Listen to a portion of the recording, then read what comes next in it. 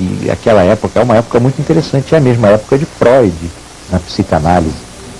E é interessante que um compositor com essas preocupações psicológicas, ele tem uma crise conjugal muito séria com a mulher dele, com a Alma, e ele então vai ser cliente de Freud, ele é psicanalizado por Freud, mas já no fim da vida. Porque, como eu já falei, ele tem, a partir de 1907, ele morre em 1911, não é isso? Em maio de 1911. Em 1907, ele e a Alma era o nome da mulher dele, perdem uma filha, uma menina, pequena, 4, 5 anos, se não me engano. E é muita dor, é muito sofrimento. Logo depois se instala nele uma doença cardíaca, é prevista como uma doença incurável, sobretudo para a época. Doença essa que o mataria 2 anos e pouco depois. Mesmo assim, ele ainda vai aos Estados Unidos, apresenta-se lá. Mas em 1910 se instala uma crise conjugal. Ele tinha problemas sérios com a mulher era uma mulher muito bonita. A Alma Mahler viveu até quase os anos 60 do século XX e foi uma das mulheres históricas na história da música, porque ela se casou com 3 grandes intelectuais, um arquiteto, um pintor e Mahler. Mahler era apaixonado por ela e a partir de um certo momento eles deixam de se entender de um modo mais profundo e ela busca, fora do casamento, algumas alternativas. Ele sofre isso, ele no auge de uma fama de um grande regente, o regente mais acatado de seu tempo, e também de um compositor que não era ainda consagrado como compositor, mas que já era conhecido e considerado.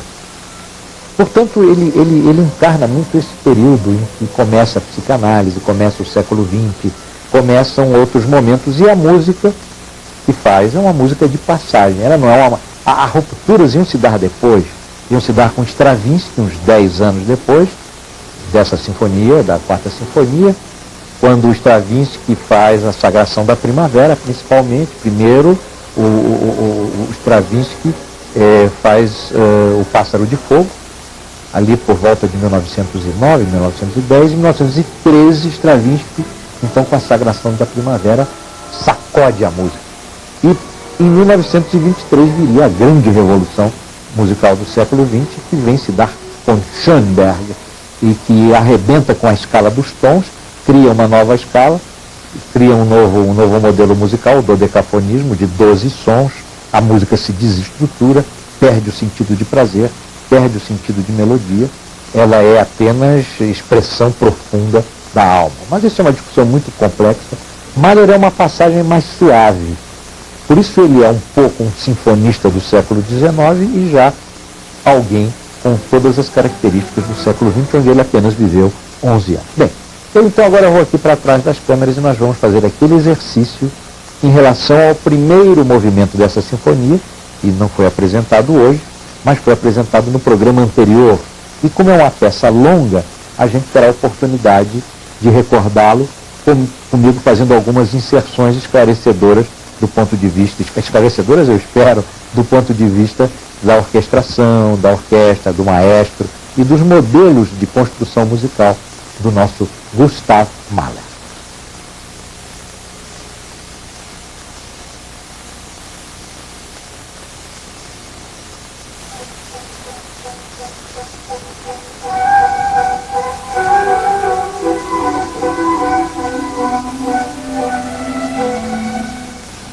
Vocês devem haver reparado que a percussão abre esse movimento, aquela espécie de chocalho. Isso não é muito comum nem aquele instrumento, é comum. Logo em seguida os violinos e as cordas dão o tom.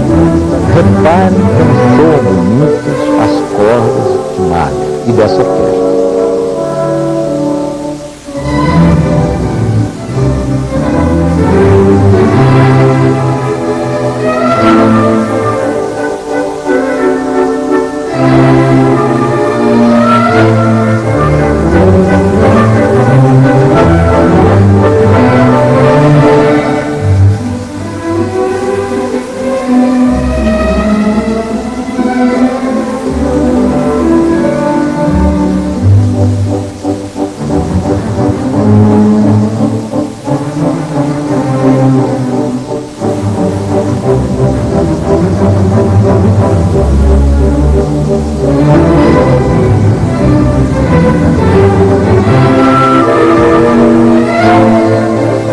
já está pintado aí um clima de sonho, um clima de um transporte para o universo infantil, para o universo da inocência e da pureza.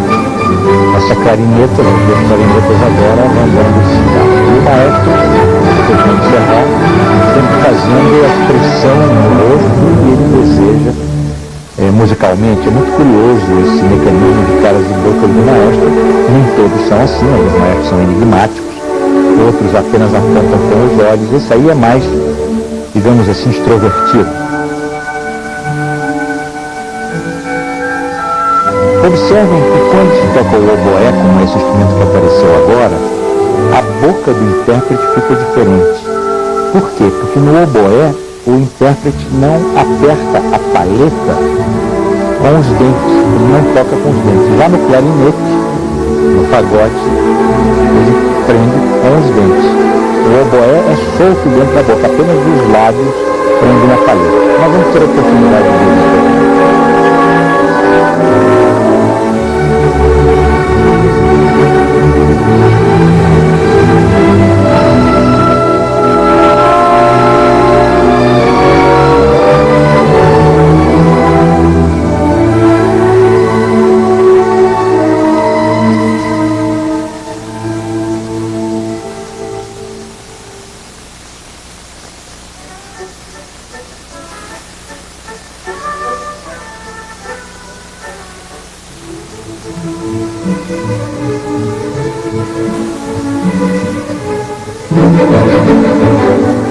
Verifiquem que há algo de brincadeira na obra, algo de infância. O próprio maestro que gosta das expressões, ele faz as expressões da brincadeira.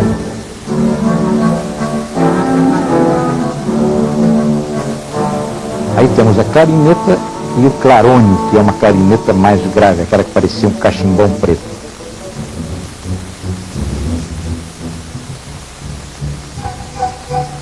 Repete-se o tema. Clarineta.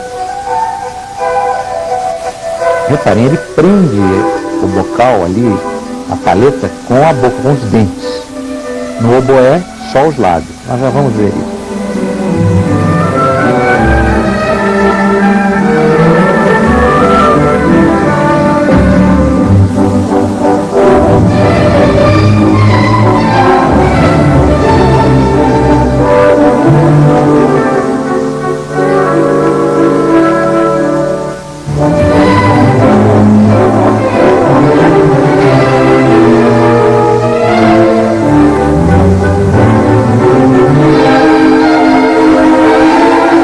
Observem também que em nenhum momento a orquestra é pesada, as massas orquestrais são pesadas, há como que uma transparência. A gente parece ver através, deve ouvir através da orquestra.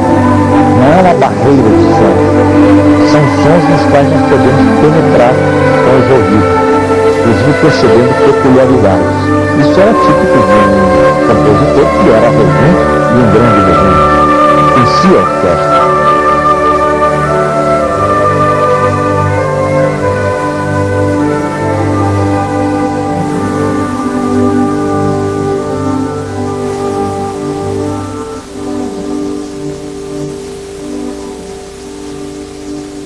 Aí o maestro com as suas expressões faciais.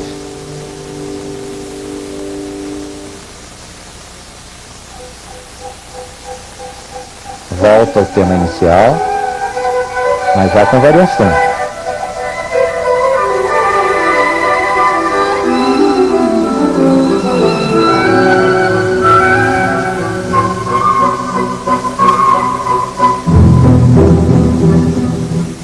As trompas.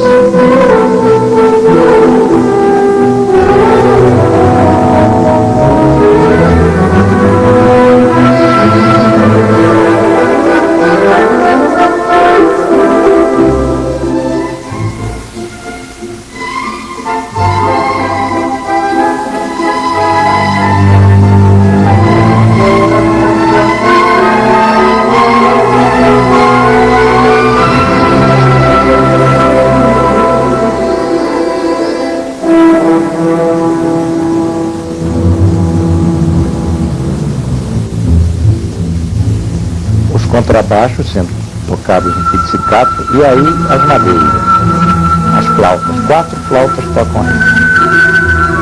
Bonita sonoridade, repare.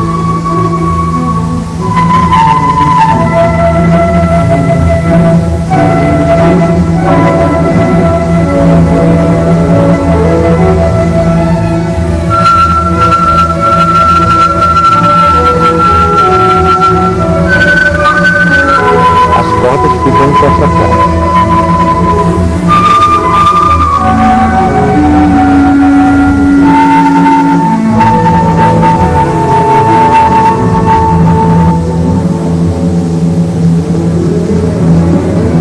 Ali os tímpanos, suavemente percutidos.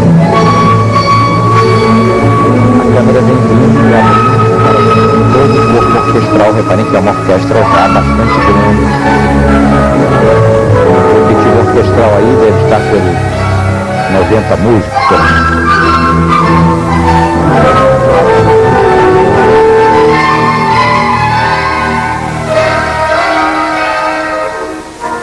Reparem também que os sons que se cruzam não são aqueles da harmonia tradicional. Há dissonâncias leves.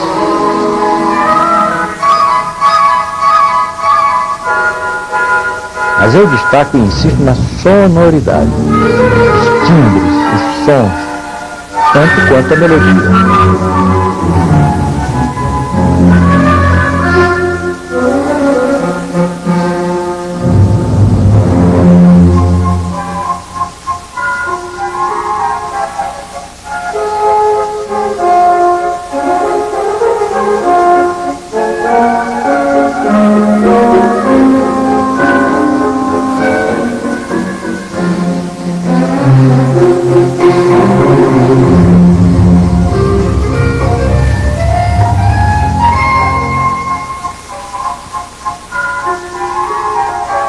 Como esse maestro gesticula muito, isso é um estilo, há quem condene esse estilo e há quem ache ótimo. O diretor de TV desse trabalho vocaliza bastante o maestro. Agora reparem, no vocalismo da porta da minha parte, os músicos não olham muito para o maestro. Eu não sei bem por que nesse caso. Aquela olhada que o músico dá, aquela subida de olho para saber o que o maestro está querendo, não acontece muito com as pessoas, não. Eles tocam e pouco batem o olho no maestro. Podem observar isso. Outro que está muito bem treinado, ensaiado, ou às vezes a orquestra tem resistência, não sei se é o caso, imagino que não. Porque ele fica lá na frente gesticulando, mas esse gesto tem que ser acompanhado mais ou menos pelo olhar, porque ele marca a intenção da obra.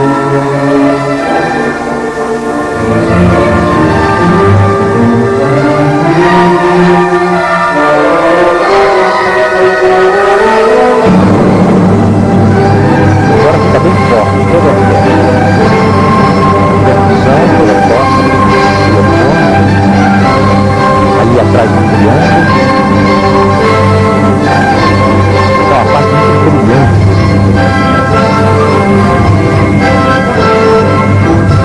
Lembra bem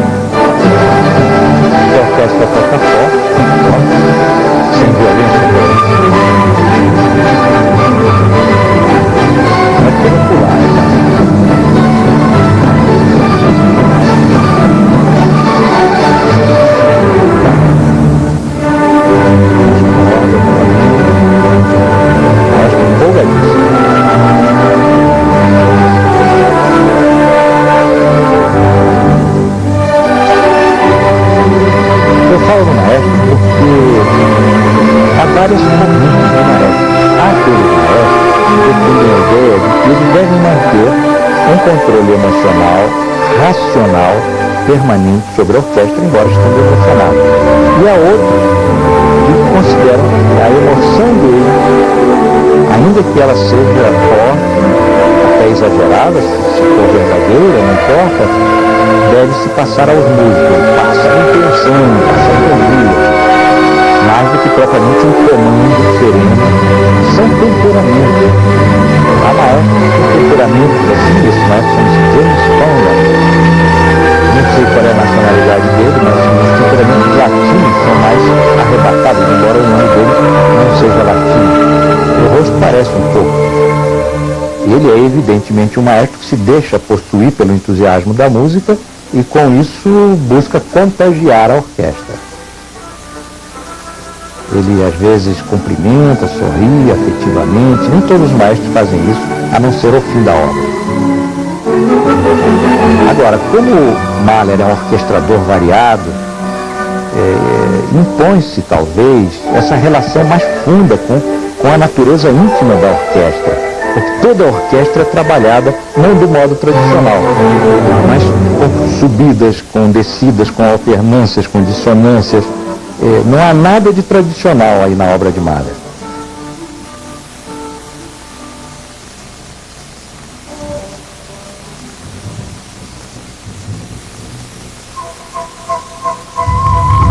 Volta ao tema inicial. Reexposição do tema inicial.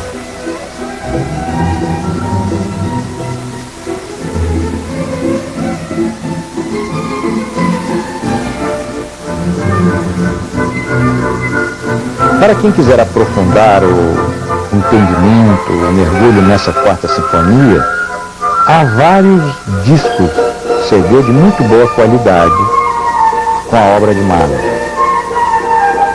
E ali se pode ouvir em pormenor o que às vezes aqui a visão, a imagem e o comentário não deixam ouvir em plenitude.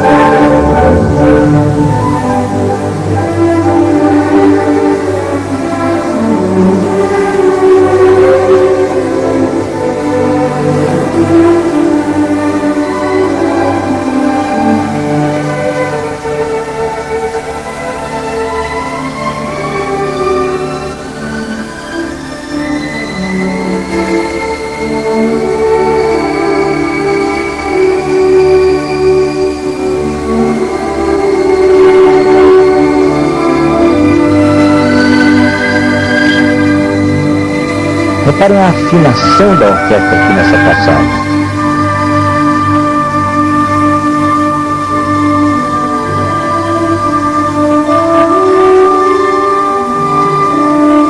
A beleza sonora.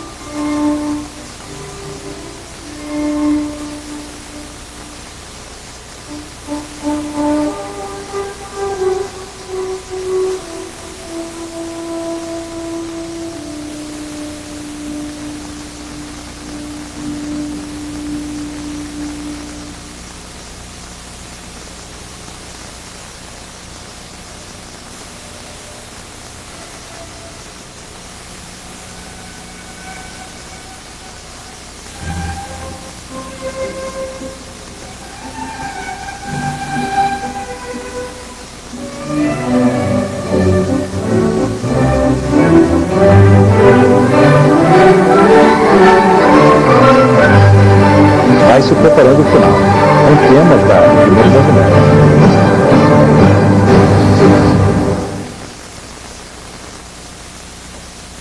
E assim esse universo de Mahler é diferente, é inusitado, não é revolucionário, não é uma transformação, trabalha com o material já existente, recolocando a orquestração, tudo de um modo especial, muita qualidade, muita transparência, muita clareza, é algo assim de muita nobreza sonora.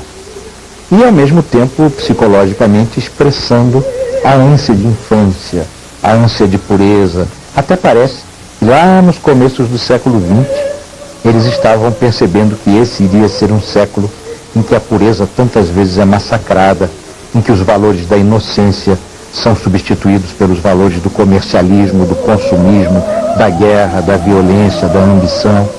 Até parece. A música tem também esse caráter ético, que é fundamental, porque ela repõe dentro do ser humano a certeza de que a estética é uma ética. A estética é a ética da forma. É a ética da beleza. A beleza como forma, uma forma ética, uma ética da forma. A forma, seja a forma musical, a forma da pintura, está na estética, a beleza dela é uma ética. Essa ética se chama estética. Enfim, não vou ficar aqui trabalhando com as palavras. Muito obrigado. Se vocês tiverem interesse nas sinfonias e canções de Mahler, há um pequeno livro, esse que está aqui, Mahler, Sinfonias e Canções. Eles são guias musicais da BBC de Londres, que foram traduzidos e editados pela Zahar Editores. São livros técnicos, bastante técnicos musicalmente falando. São publicações de 1983. Eu não sei se ainda estão no catálogo das livrarias, mas é um trabalho que a BBC fez, jamais para pessoas, quase que para músicos. Não é uma linguagem fácil, mas esse programa tem uma audiência variada de gente que está chegando à música clássica e gente que já está nela há muito tempo e volta e meia me manda maravilhosos e-mails corrigindo imperfeições aqui das minhas informações, o que me ajuda muito. Obrigado a vocês, tragam as crianças, não se esqueçam de que as crianças são a alma deste programa e a alma da vida. Aliás, essa sinfonia é todo o mundo infantil. E fiquemos aqui com a nossa reflexão de sempre, a de que música é vida interior. E quem tem vida interior jamais padecerá de solidão.